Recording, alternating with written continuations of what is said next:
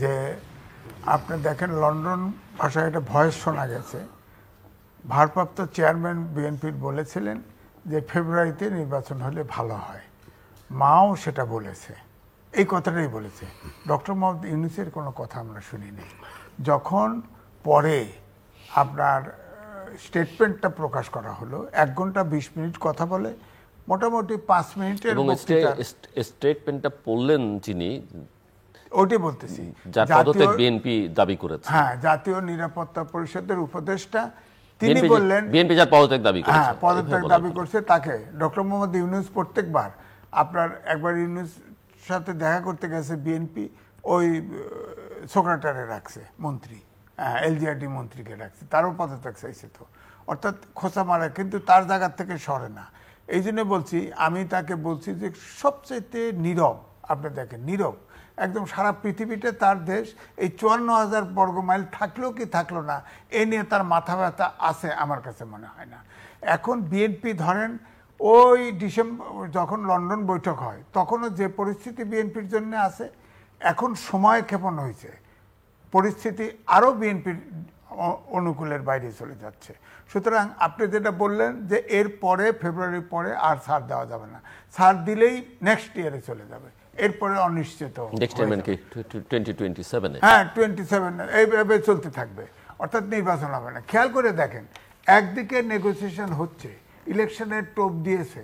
আমি যেটা ওইটা বলছি যে আমাদের পাবনার ভাষায় বলে যে ফাটাবাসের চিপায়, বিএনপি ফাটাবাসের চিপায় পড়ছে, ট্র্যাপ করে ফেলছে, ট্র্যাপের বা আমার পাবনার ভাষায় বলে ফাটাবাসের চিপায়, উনি চিপায় পড়ছে, কিছু করার তো নাই। বিএনপির এখন ওই বৈঠকের পরে সরল মনে, ম্যাডামও বলছে না, এবং ওই বৈঠকের পর আমরা যেটা দেখলাম যে বিএনপি নেতৃবৃন্দ প্রায় 360 ডিগ্রি ঘুরে, কারণ গত 10 মাসে তাদের কথা আমরা শুনেছি, সরকার সম্পর্কে তাদের মূল্যায়ন, অনেকের সম্পর্কে বক্তব্য, তারা 360 ডিগ্রি ঘুরে বলছেন যে এই সরকার যা কিছু করছে সব ভালো এবং আমরা সরকারকে পূর্ণ সহায়তা দিয়ে দেব। এখন আমার বক্তব্য হচ্ছে যে এখন যে পরিস্থিতি, তাতে করে বিএনপি ফেব্রুয়ারিতে নির্বাচন না দিলে বা না হলে অবশ্যই আন্দোলন করতে হবে। দেশের মায়া যদি কারণ না থাকে, কবে বোঝা যাবে যে নির্বাচনটা ফেব্রুয়ারিতে সরকার দিচ্ছে না?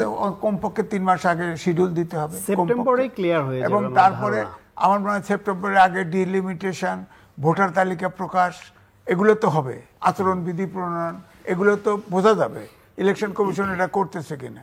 দেখেন ওই সময় এখন আবার বলছেন যে তরুণদের জন্য বিশেষ ব্যবস্থা করতে হবে। হ্যাঁ, এটা কেমন কথা হলো, এটা কেমন কথা হলো, তরুণদের জন্য আলাদা বুথ, এটা আবার কোন আজবের কথা, আমি তো বুঝলাম না। তরুণদেরও ভোট একটা, আবার একটা জরিপ বেরোচ্ছে 15 বছর থেকে আপনার 35 বছর, 15 বছর ভোটার, ওর মতামতের কোনো দাম আছে? এই একটা জরিপ দিয়ে দিয়েছে, যদিও বিএনপির ভোট বেশি দেখাইছে, এটা বুঝলাম, কিন্তু এই জরিপ তো এইটাতেই বলা যায়। আর প্রত্যেক জেলার থেকে নিচে, এক এক জেলায় এক এক পার্টির, ধরেন এখন ফরিদপুরে গেলে একরকম হবে, রংপুরে গেলে একরকম, বগুড়া নোয়াখালী গেলে আরেক রকম। তো এটা তো জরিপটা অনেক জায়গায় আছে, বিতর্ক করার আছে। তো যাই হোক, সেটা বড় কথা না। আমার কথা হচ্ছে যে এখন বিএনপি, আমি বলবো যে বিএনপি আমার পাবনার ভাষায় বলে ট্র্যাপড হয়েছে, আর আমি পাবনার ভাষায় বলি ফাটা ভাষায় চিপায় পড়ছে, আর আমি বলবো ভদ্র ভাষায় ট্র্যাপড হয়েছে। বাংলা ভাষায় এটা কোথাকার ভাষা জানেন যে মাইনকা চিপায় পড়ছে, মাইনকা চিপায় পড়ছে, ওই আর কি। তো এখন বিএনপি এরপরে আপনি দেখেন, খেয়াল করে আপনার স্ট্যান্ডিং কমিটির মেম্বার সালাউদ্দিন সাহেব, সে কিন্তু বলছে যে এনসিপির সাথে ইলেকশনের সম্পর্ক, মানে পদ ভাগাভাগি হইতে পারে। মানে আপনি কিভাবে দেখেন এটা? জামাত না এনসিপি, বা এনসিপির সঙ্গে হতে পারে? এনসিপি তাফালিং করতেছে, ম্যানেজ করতে চায়, এটাই তো বুঝবো। মানে তার মানে আর কি ভোট আছে নাকি? না, এনসিপির ভোট আছে না, তাহলে বিএনপি এটা কেন বলছে? তার মানে বিএনপি এনসিপি কে ভয় পাচ্ছে? না, তা না, এনসিপি কে ম্যানেজ করে কোনোভাবে ইলেকশনে যাওয়া, এই আমার কাছে এইটা মনে হয়েছে।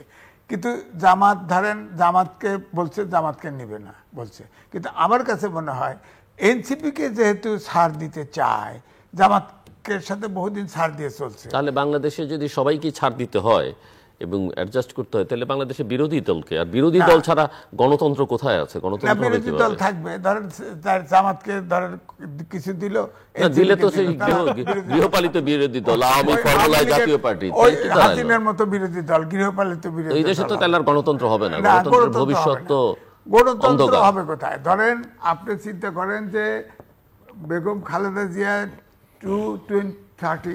2030 ওই সময় সংস্কার প্রস্তাব দিছে, এরপরে 31 দফা দিল, বিএনপির সাথে যতগুলো দল ছিল তাদেরকে নিয়ে সবার, এটা কিন্তু সবার বিএনপির 31 দফা, এন্ডোর্সমেন্ট নিয়ে তাদের সাথে যারা আছে সবার 31 দফা দিল। যদি সংস্কার করার ইচ্ছে থাকতো, জামাতও পরে সংস্কার সবাই দিছে, ওটাকে বেজলাইন ধরে সংস্কার করা শুরু করতো, কিন্তু দুনিয়া রেভিনিউ খুলে বলছে এই সরকার, এটা ডিলে করার ট্যাকটিক্স। নাহলে এত সংস্কার কেন? শিক্ষা যেখানে বিজ্ঞানের যুগে, যেখানে শিক্ষা ছাড়া দাঁড়ায় বিজ্ঞান শিক্ষা ছাড়া দাঁড়ায় থাকতে পারবে না, সেখানে সংস্কার নেই। নারী শিক্ষা কমিশন একটা করে একটা ভেজাল লাগাইতেছে। হ্যাঁ, তো আমার কাছে এখন এই জন্যই বলছি যে ডক্টর মোহাম্মদ ইউনূস তিনি খেলা করছেন, তিনি প্যাচ লাগাচ্ছেন, তার কিছু মিশন আপনি দেখেন, তিনি এটাও প্রসেস করতেছে ঠিকই, কিন্তু আপনার নিউ মুরিং কন্টেইনার কিন্তু দিয়ে ফেলছে, 6 মাস চালাবে নেভি, তারপরে ইউএইর কোম্পানি এসে এটা আসবে, এরপরে যে আপনার করিডোর দিবে না, এরপরে ওই দ্বীপটা দিয়ে দিবে না, এটা কিন্তু নিশ্চয়তা নাই। এই অ্যাসাইনমেন্ট হয়তো বাস্তবায়ন করবে, তাতে দেশ যেখানে যায় যাজ্ঞা, উনি ফ্ল্যাটে উঠে চলে যাবে। ওনার তো সারা পৃথিবী দেশ, ওনার তো সারা পৃথিবী 54,000 বর্গমাইলের কি হইলো না হইলো কি না, আরে তার তো জেদ আছে যে আমার 6 তলায় উঠেছো, হাঁটায় আর নামাইছো, হ্যাঁ তোমাকে দেখিয়ে দেই। হ্যাঁ, তো সেই জেদ কি শেখ হাসিনার মতো জেদ? তোমরা বাঙালির আমার বাবাকে মেরেছে কয়েকজন আর্মি অফিসার, আর তো উনি 6 তলায় উঠেছে তো আওয়ামী লীগ, তো ওনাকে আওয়ামী লীগ সরকার, তাই কি সারা দেশের মানুষের? প্রেস সেক্রেটারি এটা বললো ডিসেম্বরের ভিতরে প্রস্তুতি শেষ করতে হবে, তখন কিন্তু এনসিপির সামান্তা বলছে যে উনি ওনার কেস টেস উঠায় নিয়ে উনি কেটে পড়বে, ওনারটা উনি পুষে নিছে, আমরা এটা মানি না। এটার অর্থটা কি? অর্থাৎ সবার মনে এই প্রশ্ন আছে, তিনি কনভিক্টেড ছিলেন 6 মাস, তারপরে ওনার কেস উইথড্র করে নিছে সিটে বসার পরে, এই উনি কোন নৈতিক ভাবে এই সরকার প্রধান হইলেন বলেন? তারপরে আমি তো দাওয়াতি ছিলাম, বঙ্গভবনে সংবিধান সমুন্নত রাখার জন্য ওত নিয়েছে, এখন সংস্কারের ডালফালা মিলে দিছে সব, এবং প্রেস সেক্রেটারি বলে এই সরকার গণঅভ্যুত্থানের সরকার, সব করার অধিকার আছে। বলেন, অন্তর্বর্তীকালীন নাম সংবিধানে নাই, জোড়াতালি দিয়া 106 অনুচ্ছেদ অনুযায়ী বলছে যে সরকার ডক্টরিন অফ নেসেসিটি চলবে। আমরা প্রেসিডেন্ট বলছে আমরা প্রধানমন্ত্রী পাইছি, আমরা বিশ্বাস করছি, কিন্তু কই? তখন তো যে সেনা নিবাস থেকে সবাই কে আশ্রয় নিয়েছিল তাদের তালিকা নিচ্ছে না, ওখানে তো প্রধান বিচারপতি ছিল, আর এক বিচারপতি ছিল, তো এগুলো 106 অনুচ্ছেদে যে ইয়ে দিল, এটা কে দিল তাও তো প্রমাণ পাইতেছি না। সুতরাং অনেক ফ্যাকরা আছে, অনেক সমস্যা আছে। তো মূল কথা হচ্ছে যে আমরা একটা নির্বাচন চাই, এবং 5 বছর পরে একে খুব আন্তরিকভাবে ক্ষমতা হস্তান্তর করুক, এই পরিস্থিতিতে একটা আমরা নির্বাচন চেয়েছিলাম। উনি নানান রকম ভেজাল তৈরি করে ফেলছে, এখন দেশটা কই নিয়ে উনি ফেলাইতে চাচ্ছে এটা তো বোঝে না। ওই যে মাহমুদুর রহমান মান্না একটা টেলিভিশনে কথা বলছিলাম, উনি কয় যে আমি ওনার খুব প্রিয় ছাত্র ছিলাম, উনি এসে বক্তৃতা দিলে অন্যরা শোনে, অন্যরা বক্তৃতা দিলেও শোনে, কিন্তু ওনার প্রশ্ন করলে ঠোঁটের নিচ দিয়ে হাসে, উত্তর দেয় না। বলেন, একটা সরকার প্রধান উত্তর দিবে না, কোনো শব্দ করবে না, প্রেস সেক্রেটারিদের সব স্টেটমেন্ট হয়, অন্যরা অন্য কথায়, তিনি কথা বলবেন না। তেনার কাম খুলে বাংলাদেশে প্রথম দিকে 3 জায়গায় ইন্টারভিউ দিচ্ছে, 3 পত্রিকায়, তারপরে এখন খালি বিদেশি ইন্টারভিউ দেয়, সব বিদেশমুখী। যতগুলো ধরেন 11-12টা ট্যুর করছে, তার ভিতরে একটা ছাড়া সবগুলো প্রাইভেট ট্যুর, সবগুলো রাষ্ট্রের পয়সা নিয়ে বিরাট টিম নিয়ে ট্যুর করছে। আর সর্বশেষ তো আপনি জানেন লন্ডনে কি পরিমাণ অপমান জাতিরে করছে ট্যুর করতে গিয়ে, আর ওই হোটেল ভাড়া কত দিছে। তো সুততরাং আমি মনে করি জাতি, আবার অনেক ওই যে ম্যান পাওয়ারের লাইসেন্স সহ নানান কিছু, এটা তো অনেক কথা। গ্রামীণ ব্যাংকে 666 কোটি টাকা সুদ মকুব করছে, গ্রামীণ ফোনের 400 কোটি টাকা সুদ মকুব করছে। সবচেয়ে ভেরি ইন্টারেস্টিং যে আপনার আপনার তিনি যে পুরস্কারটা পেয়েছেন শান্তি পুরস্কার সেটারও ট্যাক্স মকুব করছে সে এই যে এটা খুব বড় কোনো পুরস্কার ওনার মাপের লোকের জন্য না, এটা খুবই সামান্য সাধারণ একটা সাধারণ একটা পুরস্কার, যেটা এই যে লন্ডন থেকে নিলেন। সেটা ব্যাপার না, আমরা লন্ডন থেকে বললেন না, উনি তো নোবেল প্রাইজ পাইছে। এইসব পুরস্কার যারা পাবে এটা সুদ মকুব, এটার আর কোনো ইন্টারেস্ট দিতে হবে না, টাকাটা আসলে একটা ইন্টারেস্ট দেয় না। তাহলে আপনি চিন্তা করেন কোন জায়গায় যত পাওয়া এখন পুরা উনি দেখেন এই ছাত্রদেরকে, ছাত্ররা যে মানসিকতা দাঁড়াইছে। আমরা এখন ছাত্রদের না বলে এনসিপি বলাই ভালো। ছাত্র দেশে 3 কোটি ছাত্র, আর 3 কোটি যদি 3 কোটির 2 কোটিও যদি তাদের সঙ্গে থাকে, 1 কোটিও তাদের সঙ্গে থাকে, তারা অনেক শক্তিশালী। শোনেন, এই রোগ সংক্রমিত হয়ে গেছে আপনার। এখন আমি বলবো এনসিপি বলেন যাই বলেন, এরা আর বিশেষ দিতে রেডি হতে চাচ্ছে না। এরা ভাবছে একবারে এমপি হব, একবারে মন্ত্রী হব, একবারে প্রত্যেকটা মন্ত্রণালয় বয়ে পড়বো, সবগুলো মন্ত্রণালয় বসায় দিচ্ছে না ইউনূস সাহেব। অর্থাৎ এই 6টা জেনারেশন চিরতরে ধ্বংস হয়ে গেছে। আপনি দেখবেন ইলেকশনে যাবে সবগুলোর জামানত, আলাদা ইলেকশন করলে সবগুলোর জামানত।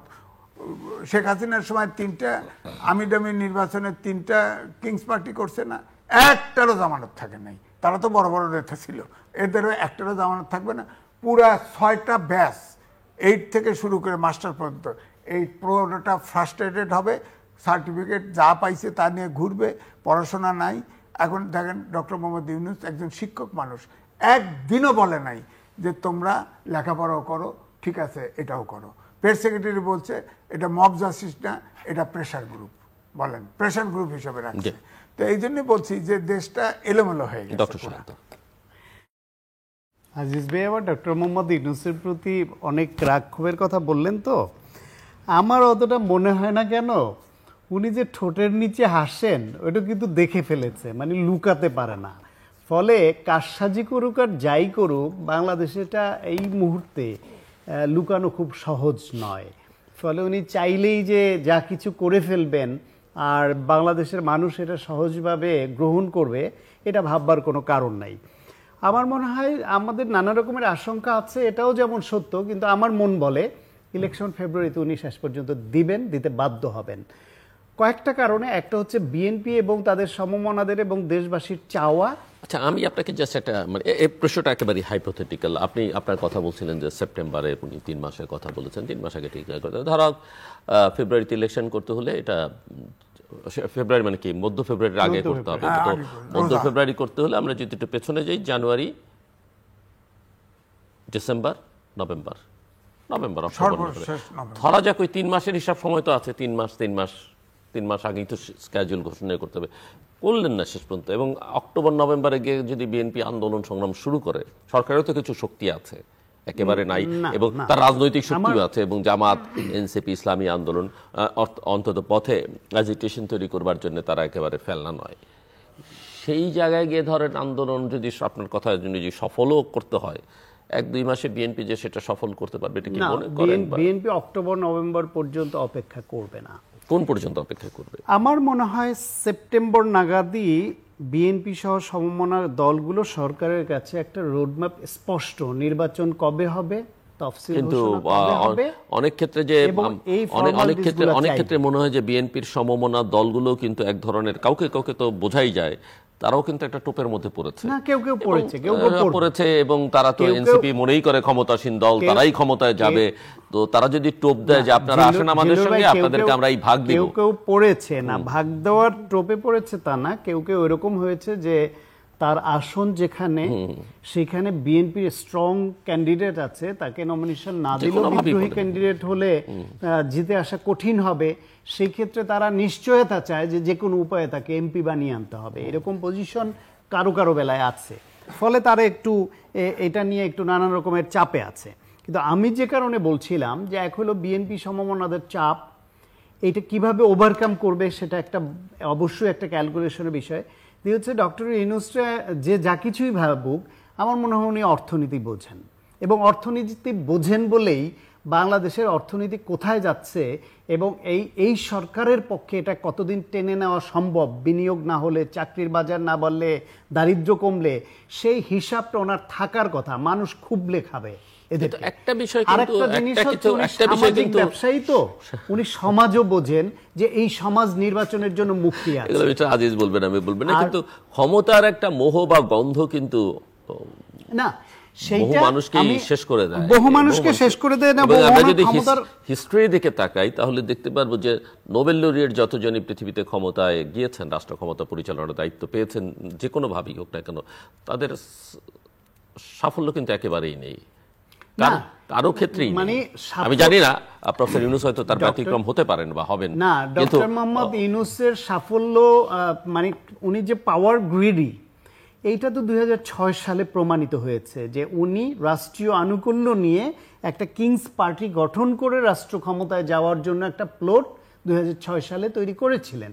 সেখান থেকে আবার ব্যাক করেছেন, দেখছেন যে এটা ওনার কাজ নয়। আমার ধারণা উনি এই যে এই সময়ে প্রধান হিসেবে এই জায়গাটা এনজয় করলেন, উনি একটা নির্বাচন দিয়ে সরে যাবেন, ওনার যে বয়স হয়েছে এবং এখন ওনার ওই পাওয়ার গ্রিডি ভাবটা আছে, এটা আমার মনে হয় না। দেশের স্বার্থে, মানুষের স্বার্থে শেষ পর্যন্ত উনি নির্বাচন দিবেন, যেহেতু উনি সমাজ বোঝেন, সামাজিক ব্যবসায়ী লোক, তো উনি অর্থনীতিও বোঝেন, দেশ কোথায় যাচ্ছে জানেন। আর বিএনপির মতো বড় একটা দল এবং সমমনাদের যেই চাপ আসবে ওটা উনি কুলাতে পারবেন না। এবং আরও একটা কথা বলে দেই, ওনারা ভেতরে ভেতরে পারলে জরিপ চালিয়ে দেখুক, এই পুলিশ প্রশাসন সহ বিভিন্ন যে স্টেট অ্যাপারেটাসগুলি আছে, তারা কেউ বিএনপি যদি নির্বাচন চেয়ে মাঠে নামে, তাহলে এরা বিএনপির বিরুদ্ধে তাদের হুকুম তামিল করতে গিয়া শেখ হাসিনার আমলের মতো ভূমিকা পালন করবে এই পুলিশ প্রশাসন, সেটি হবে না, সেটি করবে না। বিএনপির বিরুদ্ধে এই অনৈতিক অবস্থানে দ্বিতীয়বার এই পুলিশ প্রশাসন দাঁড়াবে না, এ ব্যাপারে নিশ্চিত থাকতে পারেন। এটা অনেকের সঙ্গে কথা বলে যে অ্যাসেসমেন্ট, সেটাই বলছি। ফলে বিএনপি এবং সমমনাদের এইভাবে একবার তারা ফ্লেক্সিবল হয়ে সম্মান দেখিয়েছে, তাদেরকে অপদস্থ করে আপনি ক্ষমতায় থাকবেন আর অন্য কারো চাওয়াকে ফুলফিল করবেন, সেটা এত সহজে হবে ওটা ভাববার কারণ নাই।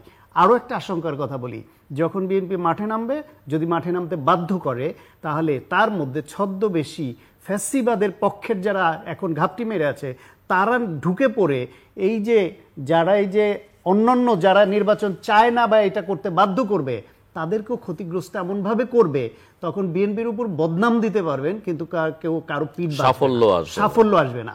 ফলে উচিত হবে দেশের স্বার্থে, তাদের রাজনীতির স্বার্থে এমন একটা সমঝোতায় আসা যে নিউট্রাল ভাবে এই সরকারের এখন আইন শৃঙ্খলা রক্ষার জন্য তাদের সর্বশক্তি নিয়োগ করতে হবে, রাজনৈতিক দলগুলোকে তাদের দল সামলাতে হবে এবং সব দলের সঙ্গে আলোচনার ভিত্তিতে আলোচনা বারবার হয়েছে। সরকারের উচিত হবে শুধু একটা স্টেপ নিলে এই সব এই যে বিভিন্ন দূরত্ব তৈরি হওয়ার উপকরণ তৈরি হচ্ছে নিমিষে দূর হয়ে যাবে।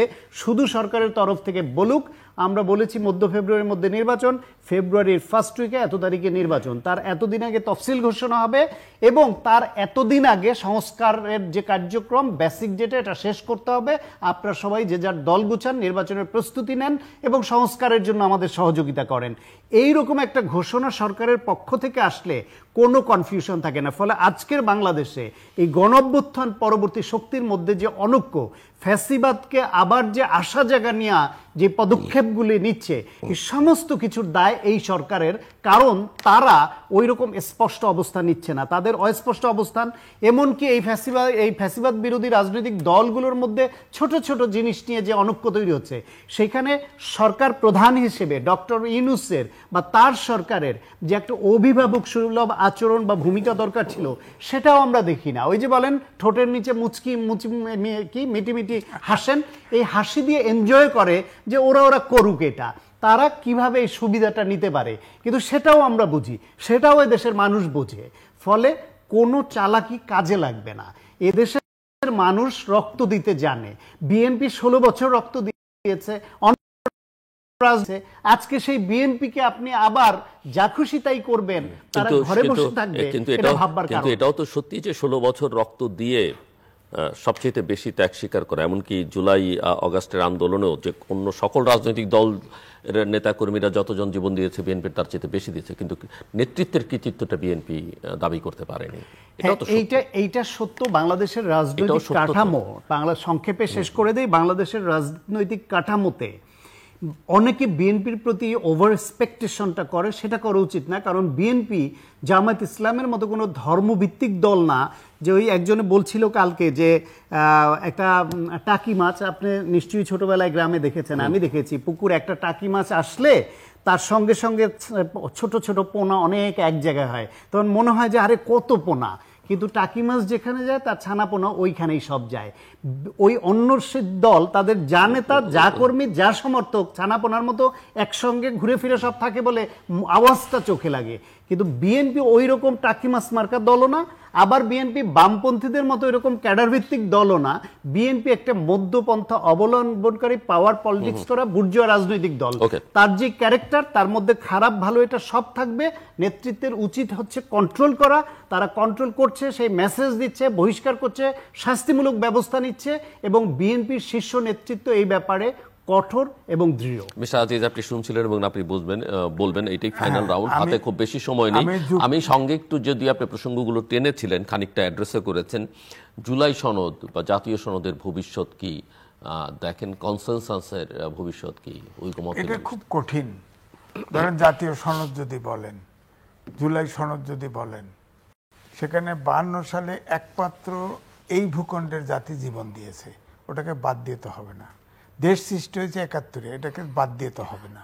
খালি 24 নিয়ে হলে তো হবে না, দেশ বিভক্ত হবে, আবার জাতি বিভক্ত হবে। কোনো অবস্থাতে 52 থেকে শুরু করে 90-এর আন্দোলন, দেখেন 90-এর আন্দোলনের এরশাদের বিরুদ্ধে আন্দোলন করার পরে কিন্তু 2001 সালের সবচাইতে ভালো নির্বাচন হয়েছে। এটা তো টিকে রাখা যায় নাই, এটা তো কন্টিনিউ করে নাই। আওয়ামী লীগ 2008 সালে এসে সব তছনছ করে দিয়েছে। আমরা তো গণতান্ত্রিক যাত্রায় তো আমরা যেতে পারি নাই। যাক, শান্ত ভাই যে কথাগুলি বলছে, আমি একটু কুযুক্তির কথা বলি।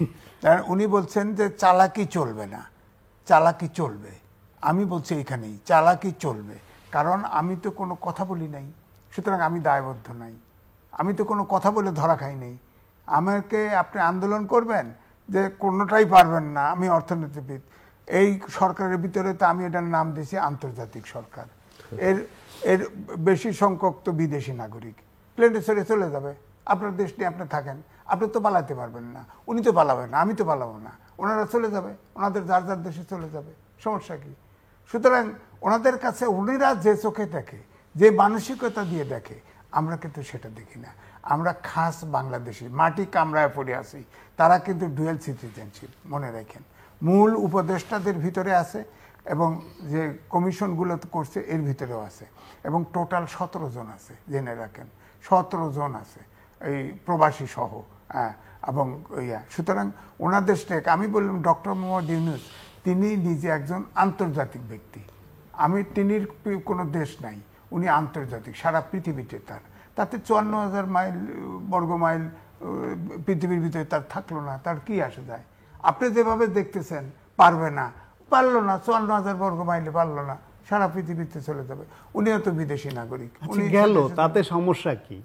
সমস্যা নাই, আপনারা পছন্দ। না, উনি কালকে চলে যাবেন, কোনো কিছু শূন্য থাকে না। পরশু ওনার জায়গায় আরেকজন দায়িত্ব নেবেন, 3 মাসের মধ্যে নির্বাচন দেবে।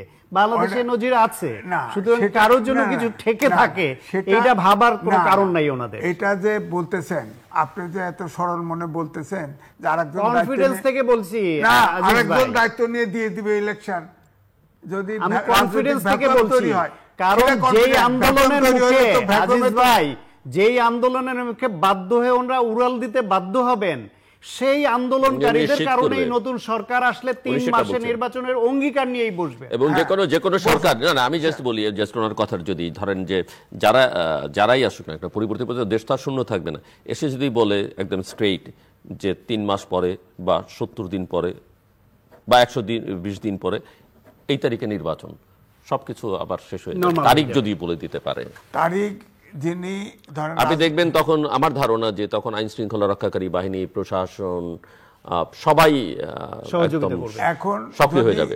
সরকারের ক্যারেক্টার তো বিভিন্ন থাকে, রাজনৈতিক ক্যারেক্টারই থাকুক না ভ্যাকুয়ামে কেন। যদি কেউ সরকার নিয়ে নেয়, মানে আপনি কি দায়িত্ব আর্মিকে নেয়, ইঙ্গিত করছেন? হ্যাঁ, যদি দায়িত্ব আর্ম নেয়, ফোর্সেস কে ইঙ্গিত করলে আমার মনে হয় না যে বাংলাদেশের আর্ম ফোর্সেস আর ওই জায়গায় আছে। থাকলে তারা আরো ওই আগেই নিত। 5ই অগস্টে নিয়ে নিত এবং তখন কেউ আপত্তি করতো না। আপত্তি করছে না। শুধু তখন আমার মনে শুধু হয় সেটাই না, এটা- পরেও নেওয়ার মতো সিচুয়েশন তৈরি না, হয়েছে। এটা- বহু হয়েছে। আর্ম ফোর্সেস নিয়ে তো আলোচনা এইভাবে ওপেনলি করা যাবে আমি না। করলাম, অসুবিধা তখন নেই। পরিস্থিতি তো আমরা একটা ডেমোক্রেটিক প্রসেসের মধ্যে পরিস্থিতি যে ঢুকতে চাই। জায়গায় ছিল ওখানেও কিন্তু আর্ম ফোর্সেস নেওয়ার স্কোপ ছিল না আমার কাছে মনে হয়েছে ওই সিচুয়েশন।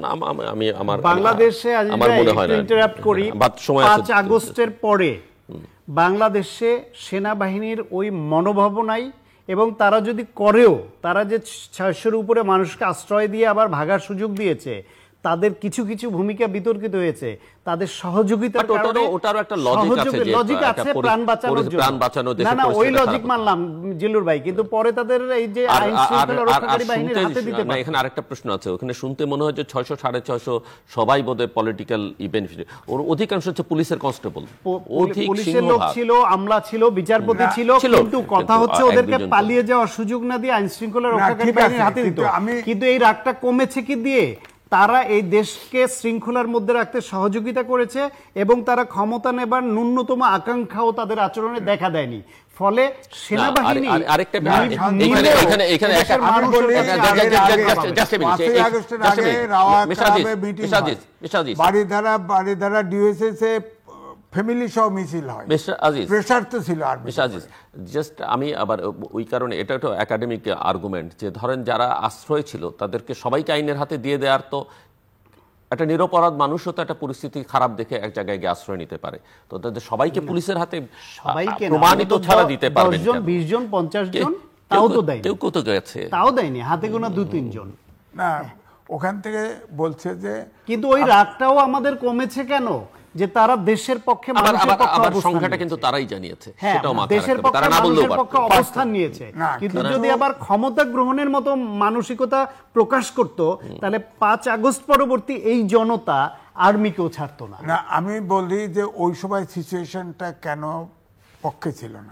দেখেন, রাওয়া ক্লাবে মিটিং হয়, সেখানে পরিষ্কার বলা হয় যে কোনো জনতার বিরুদ্ধে যাওয়া যাবে মানে এখানে আমার একটা কথা আছে, আমি উইথ ডিউ রেসপেক্ট, নিঃসন্দেহে প্রাক্তন সেনা কর্মকর্তাদের সেনাবাহিনীতে বা সশস্ত্র বাহিনীতে থাকাকালীন তাদের ভূমিকা ছিল এবং তারা ওই মুভমেন্টে গুরুত্বপূর্ণ ভূমিকা পালন করেছেন, কিন্তু তাদের কথায় তাদের সঙ্গে হয়তো আর্ম ফোর্সেসের যোগাযোগের ভিত্তিতেই তারা ওই ভূমিকাটা পালন করেছেন, কিন্তু ইউনিফর্ম খুলে ফেললে আসলে তার কথায় না, কিন্তু ওই ইউনিফর্মের ভূমিকাটা থাকে না আসলে। আমি পুরোপুরি একমত না, কারণ শোনেন, চেয়ার চলে গেলে মহারাজা কিচ্ছু যায় না, তো দূরের কথা, না, না। সে কেরানির মর্যাদা Not only পায় না uniform, সময়। কোনো। এটা- এটা একটা রেসপেক্ট। আমি যেটা civil- বলছি, আমার কথাটা আমি বোঝাতে পারি না, আমি বলেছি যে তারা রাওয়া ক্লাবে যেটা করেছেন তার সঙ্গেও আর্ম ফোর্সেসের নেতৃত্বের ওই সময় একটা যোগাযোগ ছিল, যোগাযোগ ছাড়া তারা এটা করেনি। যোগাযোগ ছিল, এবং একজন যোগাযোগ না civil- থাকলে ওই ভূমিকা, ওই কথা civil- তারা বলে না। বলতে পারতো সিভিল না। প্রশাসন, আপনি দেখেন মেরিন করতে ড্রাইভে হবে। যে মেজর সিনহাকে হত্যা করা হলো, তখন আর্ম ফোর্সেস প্রেশার ছিল না? বিশেষ করে এই রাওয়া ক্লাবের প্রেশারটা বেশি ছিল। বিচার হয়েছে তো। সুতরাং সিভিল ব্যুরোক্রেসি আর্মি অফিসার বলেই এটা। সিভিল ব্যুরোক্রেসি রিটায়ার করা আর আর্মির রিটায়ার করা এক জিনিস না। আসলে দেশীয় এবং আন্তর্জাতিক পরিস্থিতি যা, তাতে বাংলাদেশ সেনাবাহিনী ক্ষমতা নিবে সেই পরিস্থিতি নাই। না, সুতরাং আমাদের আমি ওই বলতে পারি। আশঙ্কা তাদের lesson না হয়েছে। করেই, তাদের আমি তা lesson বলছি না। হয়েছে, না ওই- করেই ওই আমরা শোনেন, ভাবতে পারি। বীরপুর সেনানিবাসে মিছিল হয় শেষ করতে এবং পারি। রাওয়া ক্লাবে মিটিং হওয়ার পরে যখন আর্মি বোঝা গেল, জনতা বুঝলো, ছাত্র জনতা বুঝলো যে এখন আর আর্মি গুলি করবে না, তখনই মানুষের না, এটা বোঝানো তো, তারা তো ডিক্লেয়ার বলেছে তারা গুলি বলেছে। চালাবে এই না। জন্য সেনাপ্রধান নিজে বলেছেন যে ঢলটা নেমেছে কিন্তু ওই কারণে। জি। হ্যাঁ, আর্মি তো অনেক জায়গায় বীরপুরে তো সেভ করছে, আমরা শেষ তারা তো করছি। গুলি করে নাই। শেষ করছি আমরা দর্শক অনুষ্ঠানের শেষ প্রান্তে। আমরা সামাজিক যোগাযোগ মাধ্যম ফেসবুক, এক্স এবং ইউটিউবে রীতিমতো লাইভ স্ট্রিম হচ্ছে, আপনারা দেখতে পারেন। টেলিভিশনের পর্দায় দেখতে না পারলে যে কোনো সময় যে কোনো স্থান থেকে ইউটিউবে রীতিমতো চ্যানেলটি সাবস্ক্রাইব করে এই পর্ব বা পুরোনো পর্বগুলো আপনারা দেখতে পারেন। মিস্টার এম এ আজিজ এবং ডক্টর শাকত হোসেন সায়ন্ত, অসংখ্য ধন্যবাদ।